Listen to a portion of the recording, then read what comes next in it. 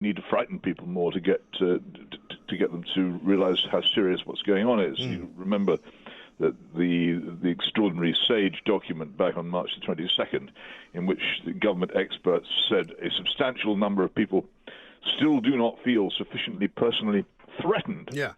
The perceived level of personal threat needs to be increased among those who are complacent, using hard-hitting emotional messaging. The following day, the day after that piece of advice was delivered, they shut down the economy and introduced mass house arrest. And it's all been based on fear. And very effective it is, too. People in huge masses are afraid of something which isn't really a menace to them. Well, they're not afraid of something which is the invasion of their privacy and of their personal freedom, and indeed the takeover of the state by effectively a very small body of people, unaccountable, shortly to move into a special space-age office in the Cabinet Office, completely uncontrolled by Parliament, completely unrestrained by the judiciary. We are effectively living in a country which is turning into an autocracy.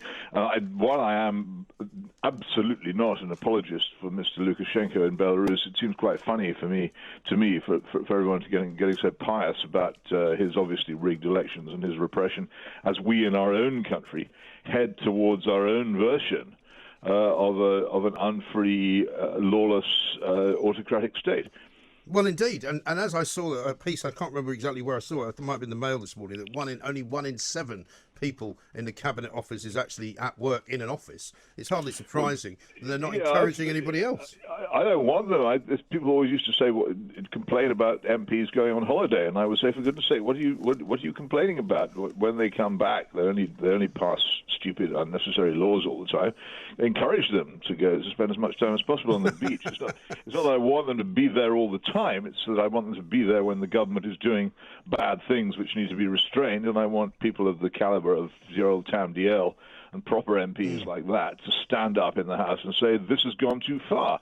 You're arrogating to yourself powers that you should not have, unaccountably, and it's time we debated it properly. And looking around this chamber of zombies, it's time all of you began to earn your rations, because I don't think MPs at the moment are earning their rations. No, I don't think so. I don't think they should be paid. I think it's ridiculous that they should be paid and have any status given their complete failure to hold the government to account during the past few months.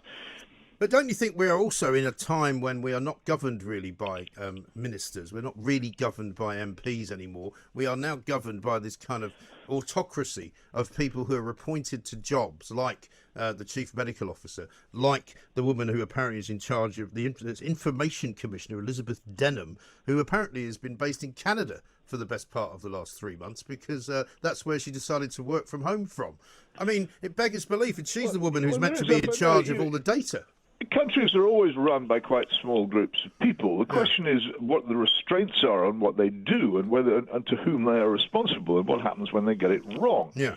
And the problem, not very much, it would seem. Well, what we developed in this country during the 19th century and the early part of the 20th was quite a good system, by which if governments misbehaved, then Parliament could give them a very hard time, and so could the media, and they could be pushed back into line. But now we have a Parliament which is, as I say, is a zombie, supine body of people who simply don't seem to understand what they're there for, and a media which, to a great extent, has died. Yeah. And there are exceptions.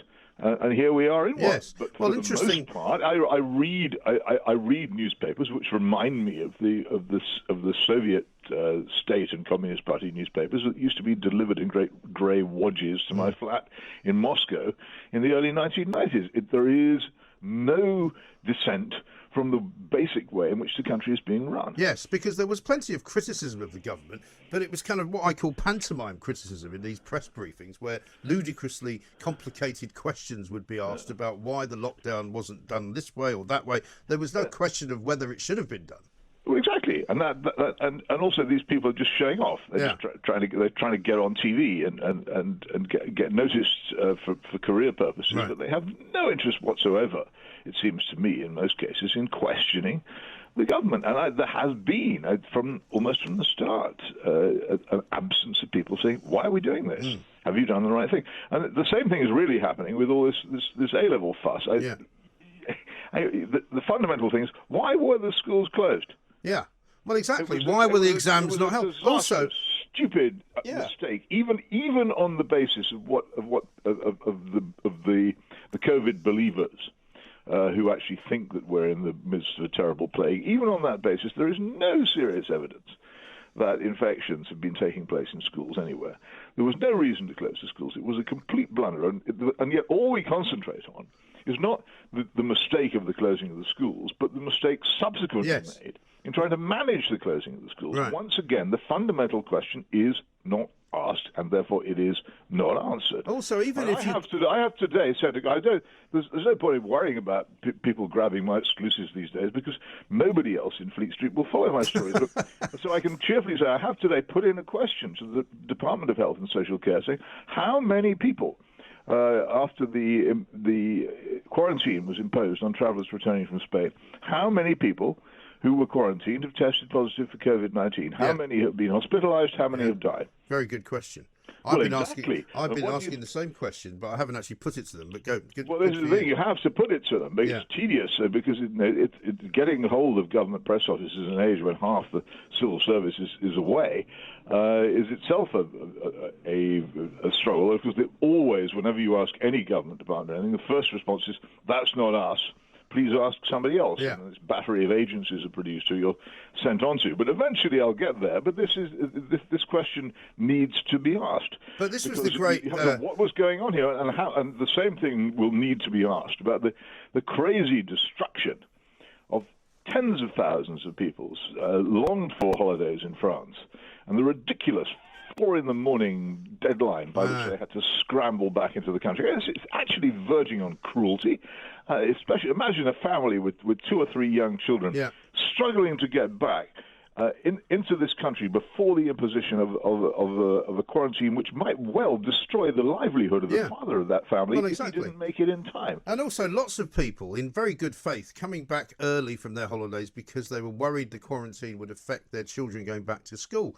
If it was me, I would say, do you know what? You can get stuffed. And if you're going to punish me for not bringing my children back to school because you've imposed a quarantine, that's your problem, not mine. Well, but in some ways that is the spirit. But the thing is, there isn't any much spirit in this country. I obviously I only see the bits of the country that I see. I travelled into London every day and out again. I get out and about a bit in my own hometown of Oxford and in London itself.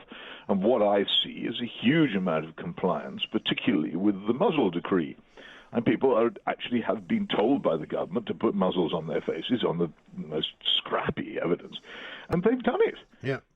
I've just seen a picture. It's terribly uncomfortable and unpleasant for them all, but they all go around with half their faces invisible to anybody, mumbling to each other, obediently doing what they're told, with no sign whatsoever that they think they've been asked to do something beyond the proper powers of government. Right, and you're right in saying that the sort of the mission creep, if you like, of people being used to now covering themselves up in such bizarre ways. I'm looking at a picture here.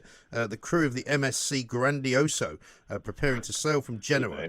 As an airport testing station in Rome screens passengers. A woman who's wearing a face mask, but you can't actually see what's above that because she's wearing what can only be described as a kind of RoboCop-style crash helmet with sort of ski goggles on it. You literally can't see any part of her face at all. Well, to be complete, again, if you actually believe the stuff which the government puts out about COVID-19, actually the covering of the eyes is very important. These masks are fundamentally useless because the mucous surfaces of the eyes are a tremendously important site for infection. And if we really did have a major infection danger, we would have to cover our eyes with some sort of mask of that kind. So in a way, what she's doing is taking the government at its word seriously in a way that they don't dare to do because they know perfectly well that first of all, people couldn't afford it. And secondly, people wouldn't stand it. So they concentrate on these cloth nappies, for which there remains no randomized controlled trial evidence. They concentrate on getting people to wear those because it increases the level of fear and concern. and increases the level in the country, or sustains the level in the country, that we are in the midst of a terrible plague crisis from which we have to be rescued by none other than Alexander Pfeffel Boris Johnson. But I've asked you this question before, Peter, and I'm not sure I still am satisfied with the answer. Why are they doing it? I mean, what would be the point of a government continually frightening its nation and its populace? What would be the point? Well, you and I have both made bad mistakes, no doubt, in our careers. Certainly I have. And the first response when you realise that you've blundered is not to go and confess it, is it? The first response is to double down on it and to continue to make the mistake and hope nobody will spot it. Right.